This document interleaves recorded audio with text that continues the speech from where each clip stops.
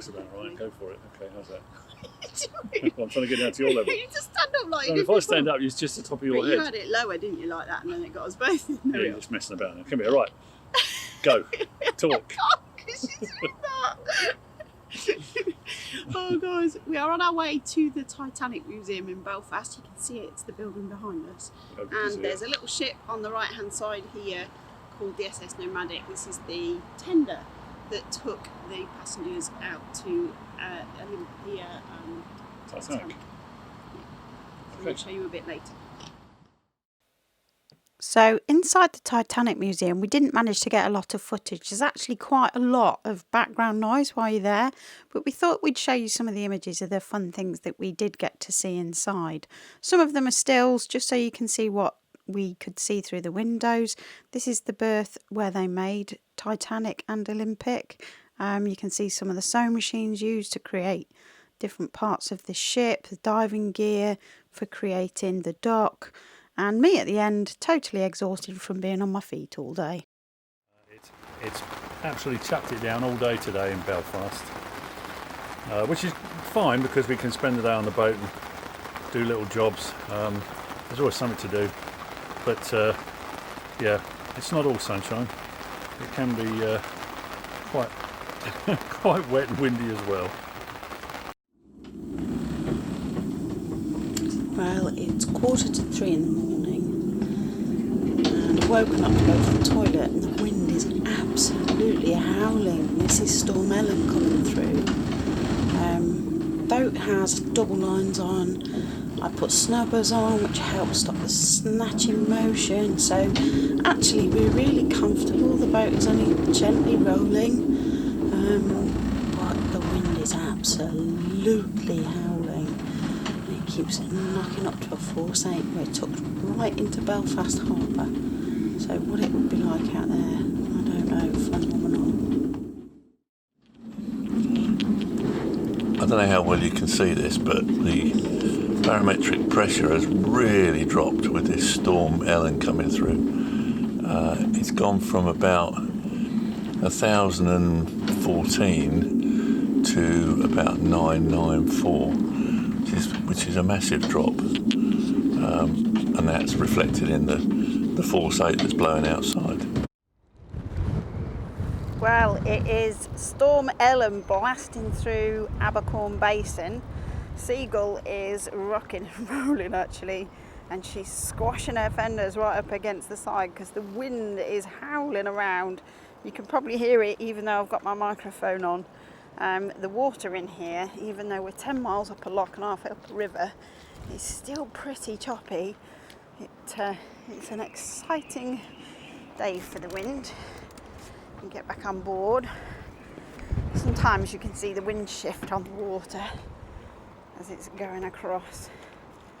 I don't know if you can see this, but just down there it's pretty blooming choppy, and that's right in the heart of the city. Today we've decided that because the weather's so horrible, we're gonna head in a hire car to go and have a look at some sights and hopefully not get wet. So we're here in Bangor. We hired a car in Belfast, and we want to go to Giants Causeway tomorrow, but today we wanted to get to a big Chandler's, which is in Bangor, to buy a new chart and one or two other little bits and pieces. And then we found this little harbour behind us. It's called the Long Hole or the Big Hole, and it's a sort of somewhere where fishermen can come in and just take refuge. It was originally, it's a natural harbour, but then it was dredged in about 1840, somewhere around there, to make it a little bit more accessible. Really nice little town, Bangor. Recommend it. Hi, today we've come to Bangor. We came to Bangor because we needed to go to the Chandlers. There's a marina, which you can't see the other side. But while we were here, we went in this cafe, the Guillemot Deli Cafe. Absolutely fantastic. The food was amazing. We had a really good sausage roll. Alan had a New York deli pastrami sandwich, which he absolutely loves. And I had a fantastic vegan salad, followed by the best, most delicious cinnamon scone I've ever tasted. So we're in a hire car today.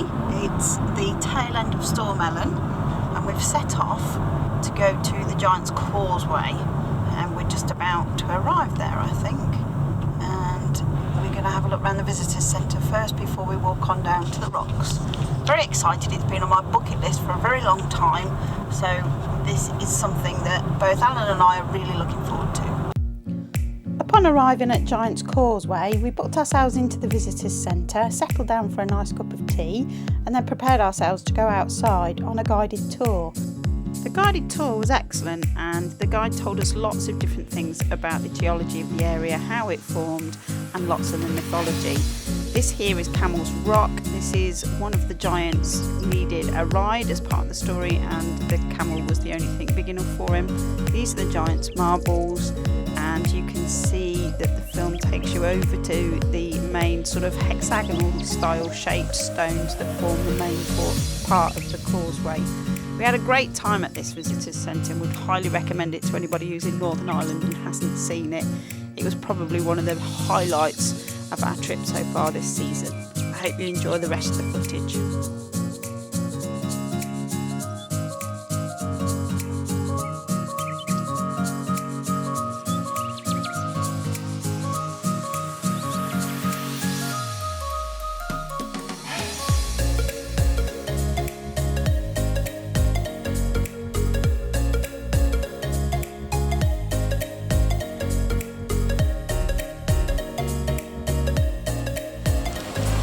Unfortunately, it's starting to rain, but the Giants Causeway, absolutely amazing.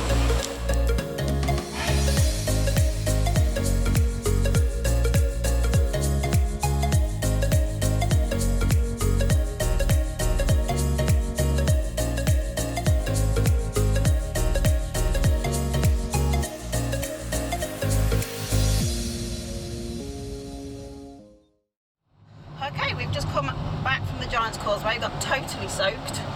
The rain came pouring down.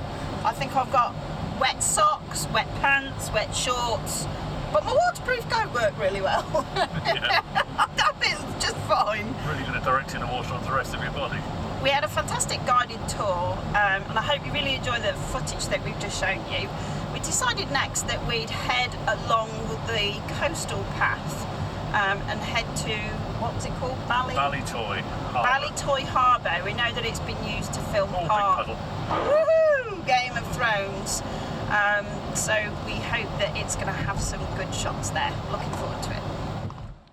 Well, we're here in White Park Bay. You can see right over there in the far corner some of the basalt rocks that are part of the Giants Causeway. White Park Bay, beautiful beach. Really sandy, nice, lots of people walking along the beach.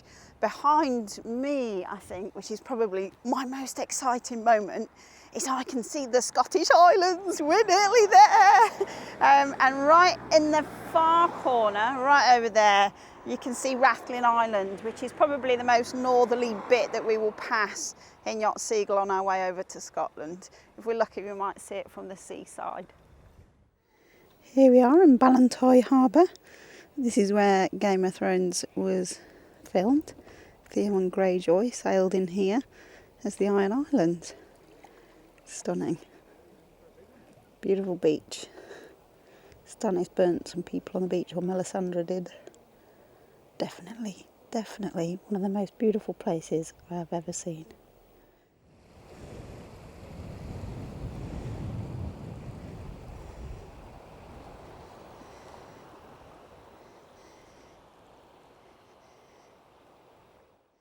Here you can see the harbour where Theon Greyjoy sails into the Iron Islands.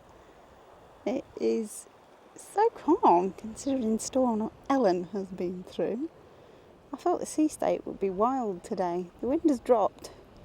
It's probably only 4 or 5 out here today, so it's a lot calmer. There's Alan enjoying the view. The harbour, some caves. Fantastic location. You can see these amazing rocks.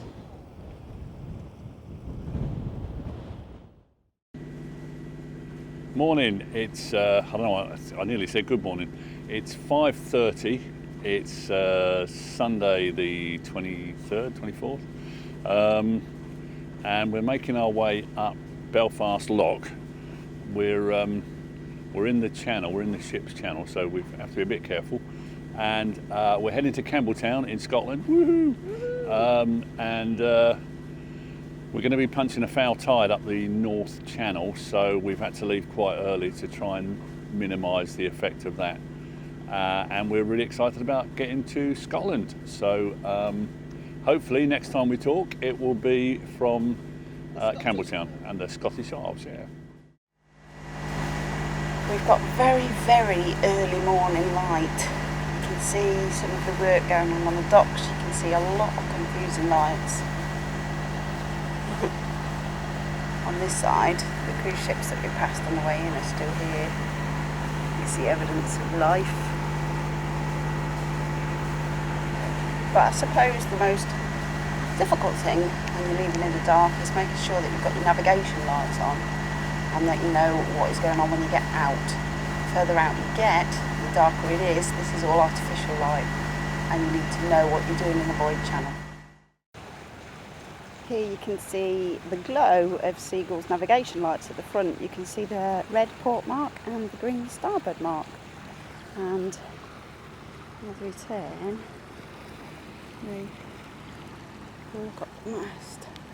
You should be able to see our white steaming light at the top. And we have a stern light on the back, which shows passing ships or other people moving in the water. There we are, you can see the stern light glowing on the back of the dinghy. We're out of the channel now. We're on the safe side of the green marker, and this is why, because you get these fairly sizable vessels coming down the channel. You won't get anywhere near us, but it feels like it when they pass, especially when that bowway feature. We're on passage in the North Channel on our way to the Isle of Mull, and I can see Isle of Craig rising from the depths of the sea, really steep sided, which looks really menacing, much taller than I expected. This is a view of the Helm on passage. We're on our way, as I said before, to the Isle of Mull. At the top you can see our GPS, so it's enabling us to see where we are. We can see how fast we're doing 5.6 speed over ground. We can see that we're in 105 metres of water and that there's only 4 or 5 knots of wind, so there's barely any wind. The sea state is really calm. And again, there's the Isle of Craig, looking amazing in the distance. She's now appeared out of the fog. Hopefully I'll get to see the Mull later on. I think at the moment she's shrouded in mist. We are having, well, I'm having ham, cheese and tapenade on just some bread, and you're having ham and tapenade on a sourdough roll. It sounds really good to me. Which is going to be delicious. It's the usual thing because it's only actually 10:30, 11:15, something like that, and we're having lunch already, but it's because we got up at 4:30, so we're a bit peckish. Here's Alan. He's not going to speak because, oh, he's lucky he didn't get wet then. That's all the water pouring out the sail bag. He's just finishing his sandwiches. We've had lunch on passage. He meant to tell you that the tapenade was from the Guillemot Deli Cafe that we went to in Bangor, but it's made these sandwiches a bit extra special. This is Isle of Craig.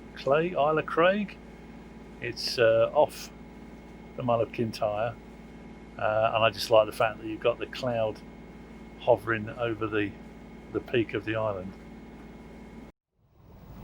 Here I am on the bow of the boat, looking at the Isle of Mull as we're coming in. It's absolutely green. You can see lots of black clouds. I've been getting wet all day. The sea state is just flat calm as we're coming in. Very moody. Bits of the islands that we can see around us keep disappearing into the rain. That's Rathlin Island, that's Northern Ireland over there, just in the mist. And I think Isla Craig has completely disappeared now, but it's so peaceful today, just a gentle swoosh of the sea. I think that big lump of cloud is the Isle of Graig.